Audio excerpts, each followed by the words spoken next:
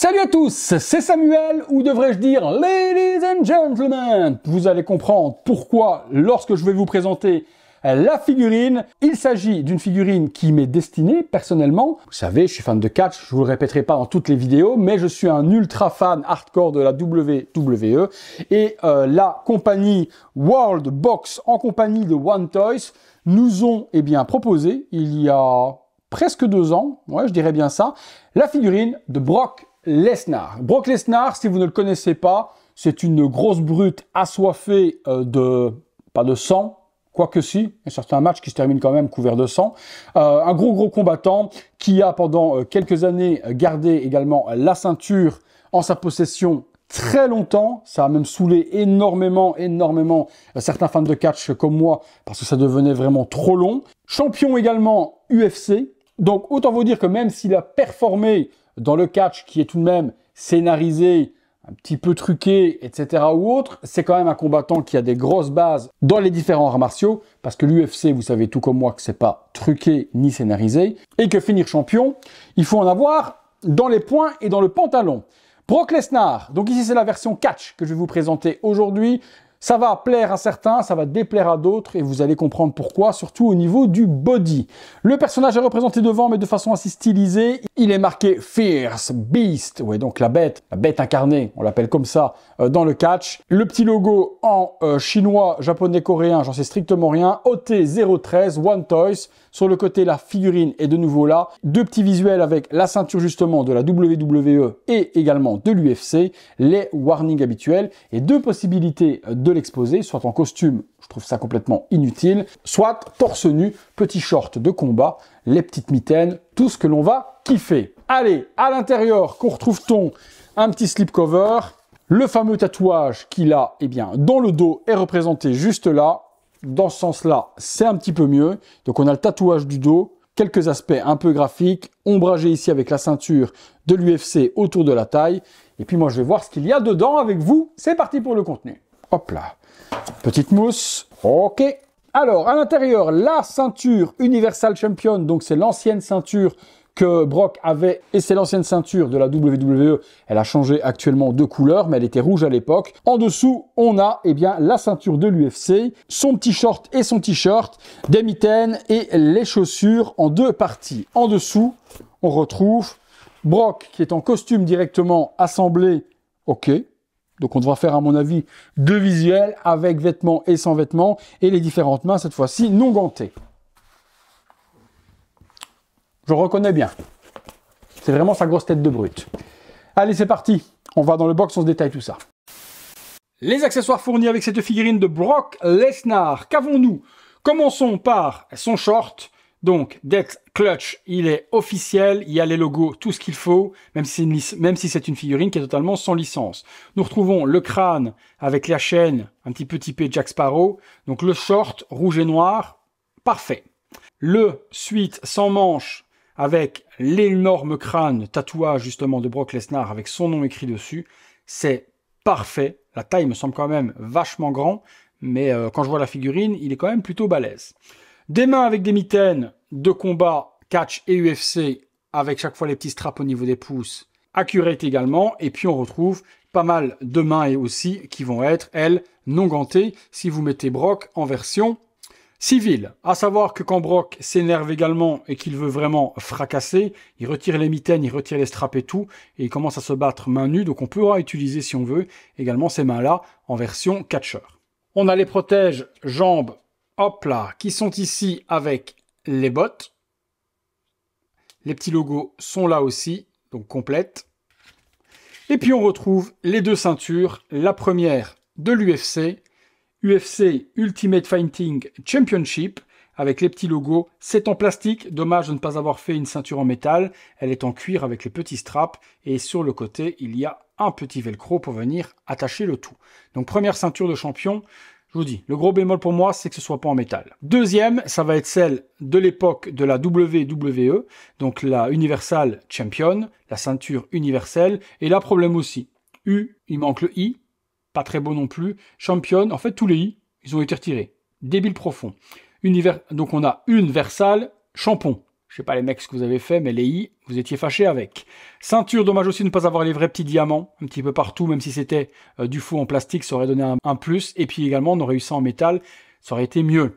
Ici aussi, on n'a pas le logo de Brock. Normalement, sur la ceinture, vous avez ces petits logos-là qui sont là à l'intérieur. Et ça n'a pas été respecté non plus. C'est la ceinture classique qu'on achète sur la WWE quand il n'y a pas de titre associé à un catcheur. Quand le catcheur obtient la ceinture, les petites parties qui sont là changent toujours en fonction de son logo. Là, ils ne l'ont pas fait. Même chose ici, petit velcro. Ça passe quand même, mais gros bémol sur le i manquant et sur les logos. On passe sur la figurine. La figurine, eh bien, la voici, là, elle est en version casual, donc en version costume, comme s'il était en civil lors d'une représentation. Pour moi, aucun intérêt d'avoir cette figurine de cette manière-là. Chaussures, costume, 3 pièces, ouais, pourquoi pas. Mais pour moi, inutile. Voyons le visage. Le visage de Brock, sans être exceptionnel, est tout de même ressemblant. Cheveux courts, bon maintenant il a les cheveux un peu plus longs avec une queue, si on le prend actuellement, mais à l'époque, il avait cette tête-là, les cicatrices là aussi est bien visible, la gueule bien cassée de Brock, c'est pas ouf de chez ouf, mais on voit de qui on parle. L'oreille ici est nickel, et ils ont fait par contre l'autre oreille complètement boursouflée comme Brock Lesnar. Souvent les lutteurs, catcheurs et boxeurs également ont des problèmes d'oreilles qui gonflent à force de ramasser des tartes et autres, et c'est une des particularités, ça a été respecté. Rasé sur le côté, on a le petit pli de cou qui est là aussi. Ouais, ça passe, mais ça casse pas 3 pattes à un canard. Avoir en dessous tous les tatouages, etc. autres, mais ça je vous ferai découvrir tout de suite après, lorsqu'on fera les pauses, on le dessapera et on regardera ce que ça donne. On est parti, on se fait une ou deux pauses. Figurine de Brock Lesnar tournant à 360 degrés, sans pose particulière, juste pour vous montrer la réalisation de One Toys sur cette brute, sur cette bête. Bon, maintenant, de vous à moi, en costume comme ça, un petit peu ultra méga balèque. C'est pas du tout comme ça que je vais l'exposer, la figurine. Je vais l'exposer avec sa tenue de catcheur et on regarde ce que ça donne. C'est parti. On est parti sans les vêtements casual et là avec son short et son t-shirt. Je vous montrerai également sans le t-shirt pour exposer les tatouages. Bon, on va pas se mentir, ça va pas plaire à tout le monde, c'est ignoble. Mais ignoble au niveau des articulations. J'ai jamais vu un body pire que ça de toutes mes vidéos. Surtout pour un catcheur qui va être torse nu. Regardez, les jambes, les genoux, les poignets, les coudes, les avant-bras, tout est dégueulasse, c'est horrible. Mais pourtant, je kiffe la figurine juste pour le personnage. La tête est plutôt pas mal. La tête, même si on l'enfonce, vous voyez, il y a quand même une jonction avec le cou. Bon, c'est moche. Je vais pas vous jouer la sérénade, c'est très moche au niveau du body. Mais je kiffe.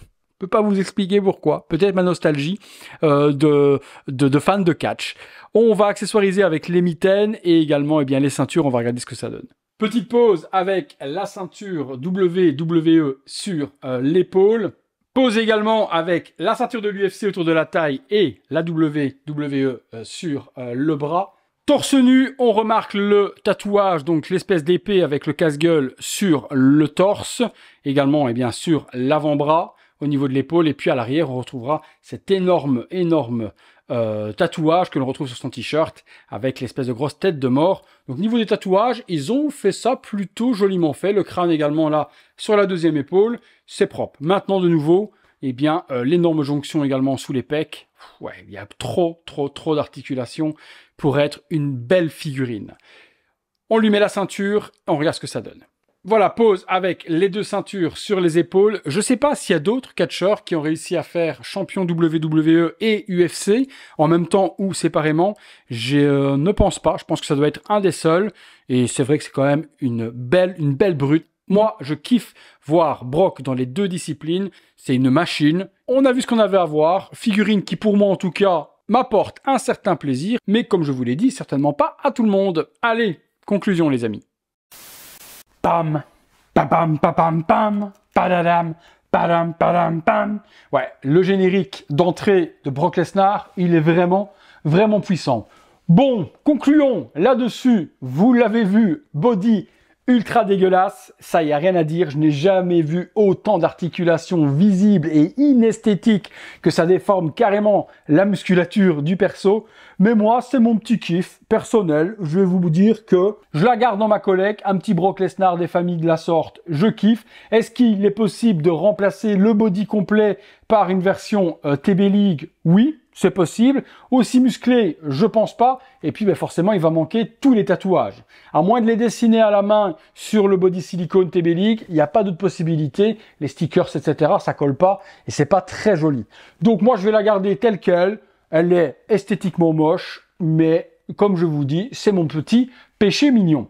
Si vous la recherchez, sait-on jamais que comme moi, vous savez faire eh bien, abstraction de toutes les articulations dégueu, je vous mets les liens dans la description de la vidéo. Vous me direz ce que vous avez pensé de la figurine, mais je pense déjà lire ce que je vais lire dans les commentaires. Mais lâchez-vous, dites-moi tout ça.